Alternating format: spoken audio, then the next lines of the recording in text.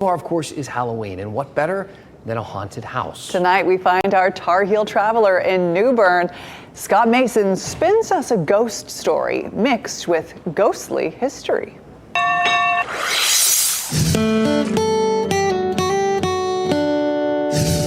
The William Hollister house in New Bern, a house with a history and a story and a ghost story.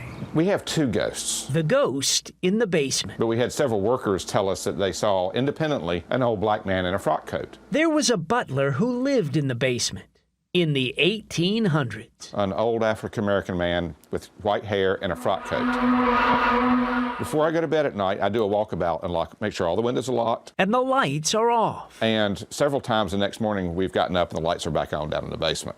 Because it's an old house, you always see and hear something. But smell something? This overwhelming scent. In the middle of winter. There's no flowers in our yard, and it was the most unbelievable, beautiful scent ever experienced. Janet Hollister, July 1881. Since these are leaded glass windows, we figured she signed it with one of her diamonds. Do you think she was happy with the work you were doing? I think she was and is thrilled. A house from the 1840s. People have died in that house.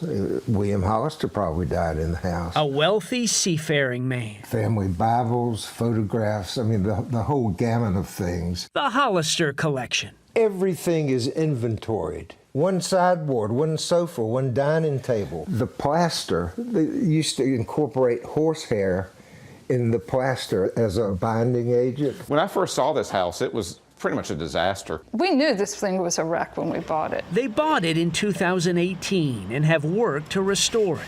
And with the work came the ghosts. And I felt her. I don't know how to describe that. You could feel her walk through you. Some of the workers refused to go back down into the basement, seeing things or hearing things. Oh, it's perfect. Perfect? It's got great karma, it's got great feel. I have felt nothing but contentment while I've been here. But it's got rope molding on it that was hand carved. I mean, the woodwork, the detail, the best of the best was in that house. So we're the first non-Hollisters to live in this house. Living with ghosts in this house, with lights and smells. Do you believe in all this? I didn't before I came in this house. To say I believe in ghosts, I don't rule it out. But I have never felt anything negative. Just a happy, wonderful place. Wow, what great stewards of that house. The Hollister house has sat empty for 20 years, so these new owners feel the ghosts are pleased to see them renovating it to its original splendor.